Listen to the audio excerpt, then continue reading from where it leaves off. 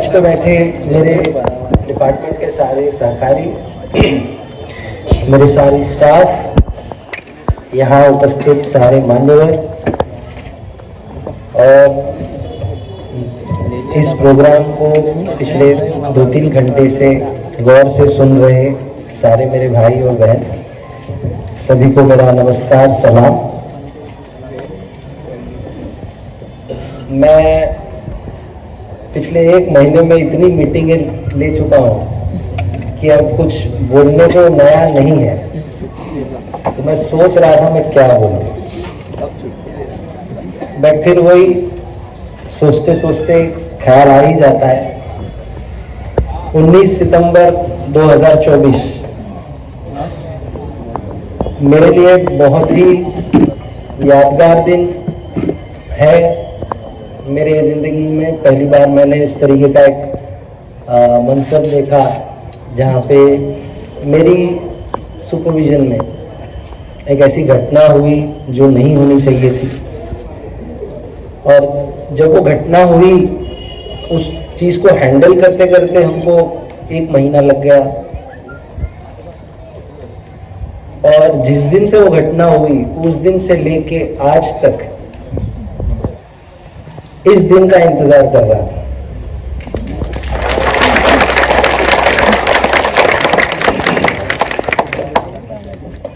हम जब सिविलियन रहते हैं, हम जब पुलिस में नहीं रहते या डिपार्टमेंट या किसी भी विभाग में नहीं रहते, एक नागरिक के तौर पे, एक इंसान के तौर पे हमको लगता है कि त्योहार मनाना है, शान शौकत से मनाना है और बहुत देर तक मनाना है, अपने हिसाब से मनाना है। बट फिर सिस्टम, कानून, सोसाइटी, कायदे, रूल्स, ये भी कुछ चीज़ें हैं। अमूमन जोश में होश खोए जाते हैं। तो जब आप सिविलियन लाइफ में रहते हैं, एक नागरिक करके रहते हैं, तो इस चीज़ का कभी भी अमूमन इल्म नहीं रहता कि सन उत्सव को शांति से सबको मनाने का एक माहौल बनाया जाए और शांति से सन उत्सव मन भी जाए और सबको किसी प्रकार की गिला शिकवा भी ना रहे, तकरार भी ना रहे। उसके लिए जो जद्दोजहद पुलिस विभाग की तरफ से होती है, वो जब आप पुलिस डिपार्टमेंट के साथ मिलके जब देखते हो, या तो तब समझ में आएगा, और उसको अगर पूरी तरीके से महसूस करना है तो डिपार्टमेंट में आना पड़ेगा। तो जो एक नजरिया रहता है कि सन उत्सव है, अच्छे से होना चाहिए, तो एक पुलिस वाले के नजरिए से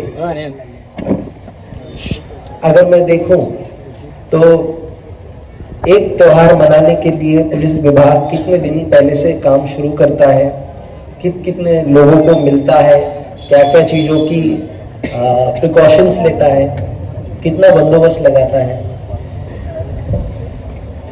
सभी को आखिरी दिन जुलूस का दिखता है, जुलूस से पहले जो जद्दोजहद की गई, और उस जद्दोजहद में मेरे सारे जो पुलिस कांस्टेबल्स हैं, महिला पुलिस कांस्टेबल हैं, हमारे होमगार्ड हैं, वो कितनी रातें बारिश में, धूप में खड़े रहे।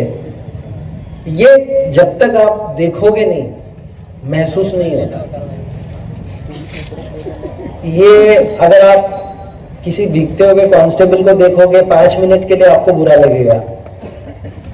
Out of site is out of mind.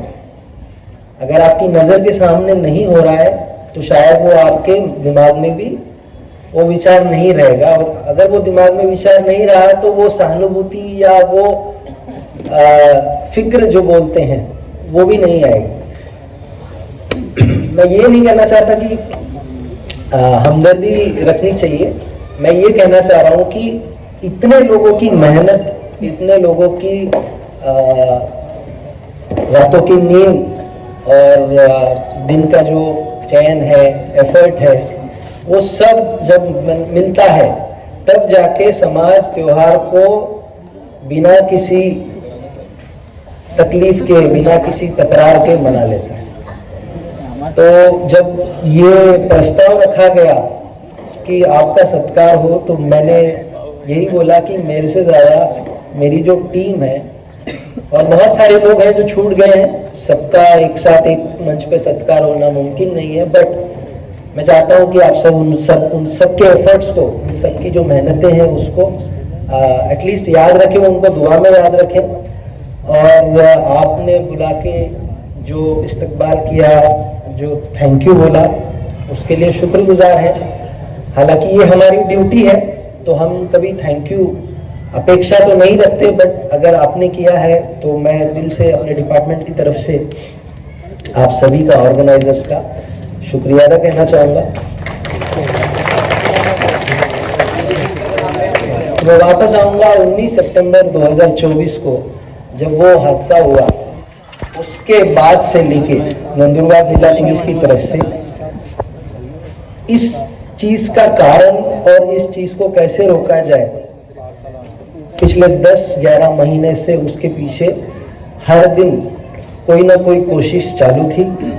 उस दौरान बहुत सारी मीटिंग्स तो हुई, उसके अलावा अलग अलग कार्यक्रम निकाले गए। कभी स्पोर्ट्स टूर्नामेंट रखा गया, कभी एक एनजीओ के साथ जुड़ के जो कम शिक्षित, जिनके पास रोजगार नहीं है, ऐसे बच्चों को मौका दिया गया 45 डेज की फ्री रेसिडेंशियल ट्रेनिंग का। उसमें से कुछ लोग सक्सीड हुए, सक्सेसफुल हुए। चिंता की बात ये थी कि नंदुरबार शहर से लड़कों से रिस्पांस नहीं आ रहा था। जनवरी में जब हमने भेजा तो मैं, जो मुस्लिम समाज के बुजुर्ग हैं, बड़े हैं, सामाजिक कार्यकर्ता हैं, उनसे मैंने पूछा तो बोला कि साहब ईद है, इसलिए कोई भी रेसिडेंशियल ट्रेनिंग जाना नहीं चाहता। मैंने हिंदू समाज के लोगों को पूछा तो उन्होंने कहा कि सर कुंभ मेला चल रहा है तो सारे बच्चे उधर गए हुए हैं, तो कोई आना नहीं चाहता। तो हमारी पहली कोशिश में नंदुरबार ने हमको क्लीन बोल्ड कर दिया। मुश्किल से 11 लोग नंदुरबार से गए, 9 लोग गए, और लकीली उनका जो एक्सपीरियंस था वो बहुत अच्छा था। उनमें से एक ऑलरेडी ठीक ठाक काम कर रहे थे, लेकिन उनको प्रशिक्षण करके सर्टिफिकेट चाहिए था, तो उन्होंने प्रशिक्षण लिया और शायद उनको अभी कुवैत का वीजा भी मिल गया है, एंड आई थिंक वो कुवैत जा रहे हैं। तो ये जो सारी कोशिशें थी, ये इसलिए थी कि ये एक पॉइंट सबको समझ में आए कि पुलिस समाज के लिए है, और जो भी अविश्वास है, जो भी अनकंफर्टेबल सवालें हैं, वो सब समाज पुलिस से पूछे अगर, और ये जो भी बातचीत हो रही है, वो बातचीत के दौरान कुछ भी अगर मिसअंडरस्टैंडिंग है, क्लैरिफिकेशन चाहिए, तो वो ले जाए। लेकिन फिर भी जनवरी के बाद हमने दूसरी बार जुलाई में वो मुहिम चालू की, वापस नंदुरबार से 0। तो मैं सोच में पड़ गया कि भाई आखिर ऐसा क्या है जो नंदुरबार शहर बच्चे छोड़ना नहीं चाहते। बेरोजगारी तो बहुत है, कम शिक्षित बच्चे भी बहुत हैं, लेकिन फिर भी यह टेंडेंसी है। बहरहाल आज भी मैं तीसरा टप्पा उसका आयोजित करूंगा। मेरी होप रहेगी, अभी भी उस काम में हम लोग सक्सेसफुल नहीं रहे। तीसरे टप्पे में मैं होप करूंगा कि नंदुरबार शहर से, दोनों ही समाज से जो भी बच्चे हैं, विशेष करके जो दंगलग्रस्त जिसको बोला जाता है, जिसको एक धब्बा लगा है, एक कलंक लगा है, उन एरिया से दोनों ही समाज के बच्चे एक लाइन पे लगे, एक करियर में आगे बढ़े, अपनी जिंदगी, अपनी फैमिली, अपनी पर्सनल लाइफ, अपनी जिम्मेदारियों की तरफ भागे। हर चीज के लिए हंगामा खड़ा नहीं किया जाता, और अगर हंगामा खड़ा करना है तो बहुत सारी चीजें हैं खड़ा करने के लिए, और नाराजगी व्यक्त करने के लिए, और लड़ने के लिए, और वाजिब तरीके से लड़ने के लिए। तो मैं पिछली एक मस्जिद की मीटिंग में मैं बता रहा था आप लोग सब इलाई चौक, चिरागली, घोड़ापीर, मालीवाड़ा, ये एरिया में घूमे हैं? सब घूमे हैं? पक्का? वहां पे रात को रोशनी कितनी रहती है? रोशनी ऐसे लाइट लगी रहती है या अंधेरा रहता है? अरे बोलो भाई। अंधेरा। तो अगर लड़ना है तो उस चीज के लिए लड़े जो हमारी रोजमर्रा की जिंदगी में जो चीजें हमको इम्पैक्ट करती हैं, उनके लिए सवाल उठाना चाहिए। ये नहीं कि हर बेवकूफ के सोशल मीडिया पोस्ट पे सवाल उठाना कि इसने ऐसे कह दिया, इसने वैसे कह दिया। 140 प्लस करोड़ की आबादी का देश है हमारा, उतने ही Facebook, social media, Instagram account है। तो आए दिन कोई ना कोई बेवकूफी सोशल मीडिया पे करता रहेगा।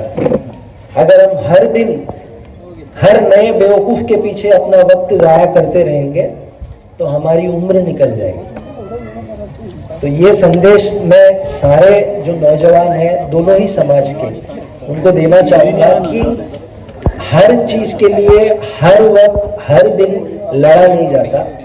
कुछ चीजों के लिए टाइम और तरीका वो भी जरूरी है। बहरहाल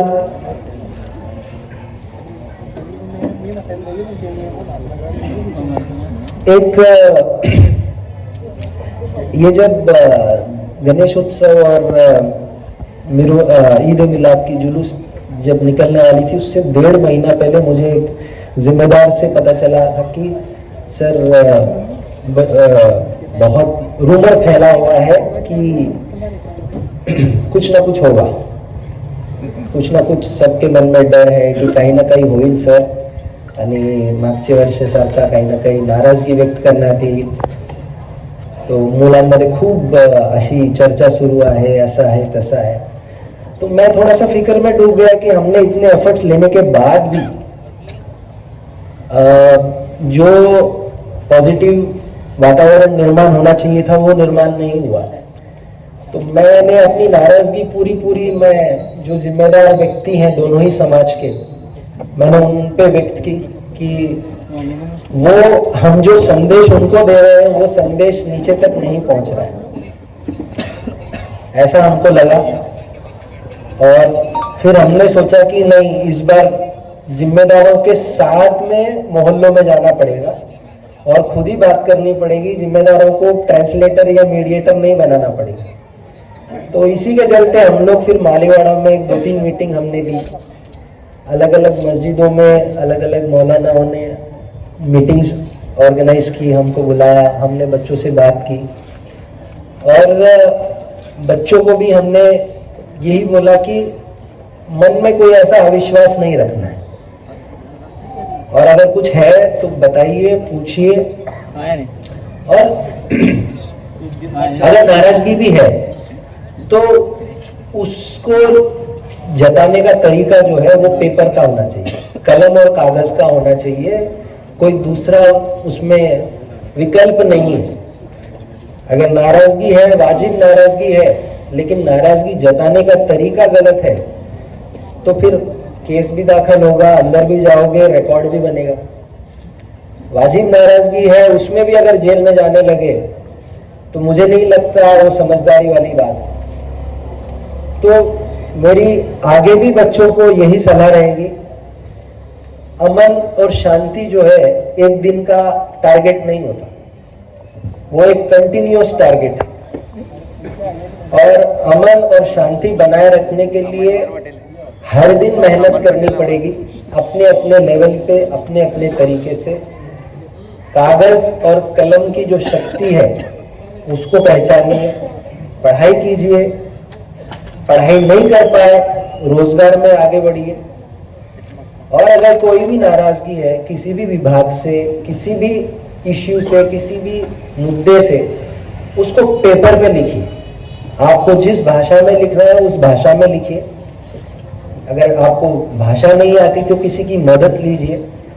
बहुत बार ऐसे होता है कि हमारे ऑफिस में लोग आते हैं बिना किसी कागज के, और हम फिर उनको हमारी ऑफिस का पेपर, हमारी ऑफिस का एक बंदा बैठा के उनका जो कथन है वो हम पेपर पे लेते, फिर उनका अंगूठा या जो भी साइन वो करना चाहते हैं वो करते हैं। तो मैं हमारे ऑफिस का बड़प्पन नहीं कर रहा हूं, किसी भी गवर्नमेंट ऑफिस में अगर आपको तकरार करनी है, वहां पे ऐसे ऐसे अधिकारी बैठे हुए हैं जो आपकी मदद करेंगे, जो आपकी तकरार को सुन के लेंगे, उसको रिकॉर्ड पे लेंगे। लेकिन किसी भी हालत में कायदे को हाथ में लेने का किसी को अधिकार नहीं है, लेना भी नहीं चाहिए, और लेने से लेने के देने पड़ जाते हैं।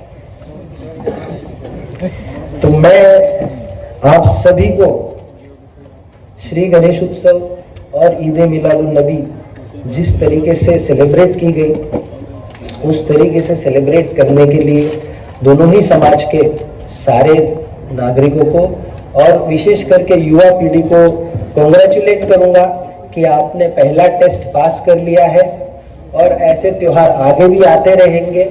त्योहारों में बिना झिझक एक निर्भीड़ वातावरण में त्योहार होने चाहिए, और किसी भी तरीके से उसको दाग न लगते हुए त्योहार सेलिब्रेट किया जाए, ऐसी कोशिश बड़ों की, बुजुर्गों की और युवाओं की होनी चाहिए।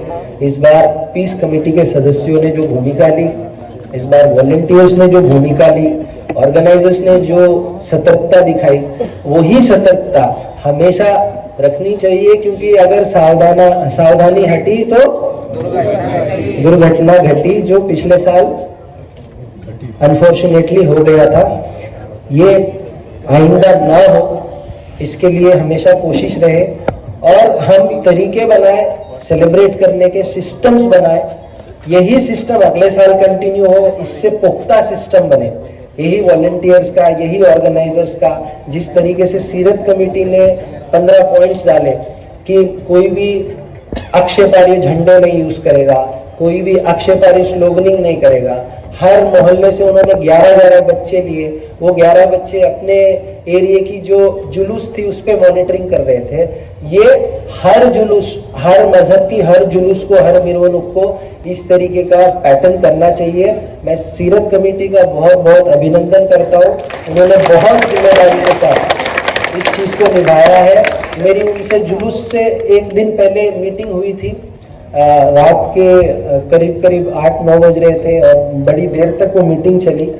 जाते जाते मैंने उनसे यही बोला था कि ऐसा जुलूस मनाओ कि कल शाम को हम एक दूसरे की आंख से आंख मिला सकें, और उन्होंने उसको पूरा अमल किया।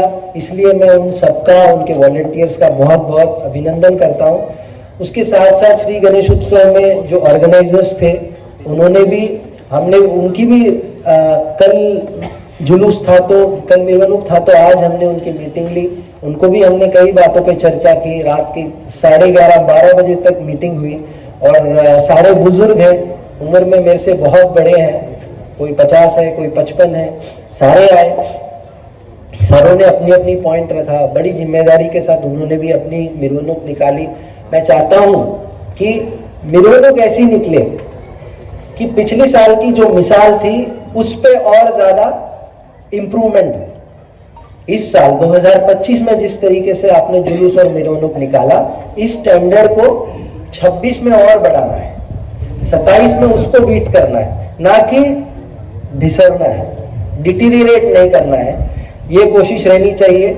हम अधिकारी आते हैं और जाते हैं, हमारे बाद आने वाले जो अधिकारी हैं वो हमसे भी अच्छे होंगे, वो और अच्छे से आप लोगों से सेलिब्रेट करवाएंगे। लेकिन अगर हम प्रशासन कहीं ना कहीं अगर उस चीज को इग्नोर कर गया, नागरिक और आयोजक और सीरत कमेटी और वॉलंटियर्स या पीस कमेटी करके आपको इग्नोर नहीं करना है, क्योंकि ये गांव, ये शहर आपका है। तो ये जो सीरियसनेस इस बार दिखाई गई, इतनी ही सीरियसनेस, बल्कि इससे ज्यादा सीरियसनेस अगली बार हो, ताकि ये पैटर्न वापस रिपीट ना हो। ये जो एक्शन वर्सेस रिएक्शन वाला पैटर्न था, ये बंद हो। और अगर ये कोई कर रहा है तो उसको समाज के अंदर से ही उसको नाराजगी व्यक्त की जाए कि तुम जो कर रहे हो वो गलत है, नीचे उतरो। ये पुलिस वाले को जाके बोलना नहीं पड़ना चाहिए कि बाबा तू पट मत मार, बाबा तू गलत पोस्टर मत दिखा। इस बार सीरत कमेटी ने जो किया, कि कोई भी अगर कुछ करने की भी कोशिश कर रहा था तो वॉलंटियर उस पर नजर रखे हुए थे, करने नहीं दे रहे थे। तो ऐसा नहीं है कि गलत लोग नहीं हैं, गलत लोग अब भी हैं, इस बार उनको मौका नहीं मिला, अगली साल भी रहेंगे। हमको वो सतर्कता रखनी है कि वो अपना सर न उठाए, और पुलिस प्रशासन हमेशा इतनी ही सतर्कता के साथ अगली साल इससे भी ज्यादा सतर्कता के साथ काम करेगी। एक नई टीम होगी इंशाल्लाह, और वो शायद हमसे बेहतर करें और आप उनका इस्तकबाल इसी तरीके से करें। मैं ऐसे समझता हूँ। मैं वसीम बरेलवी साहब की एक बहुत अच्छी गजल है, उसके साथ अंत करना चाहूँगा। मेरी फेवरेट गजल है, दरिया का सारा नशा उतरता चला गया, दरिया का सारा नशा उतरता चला गया, मुझको डुबोया और मैं उभरता चला गया। दरिया का सारा नशा उतरता चला गया, मुझको डुबोया और मैं उभरता चला गया।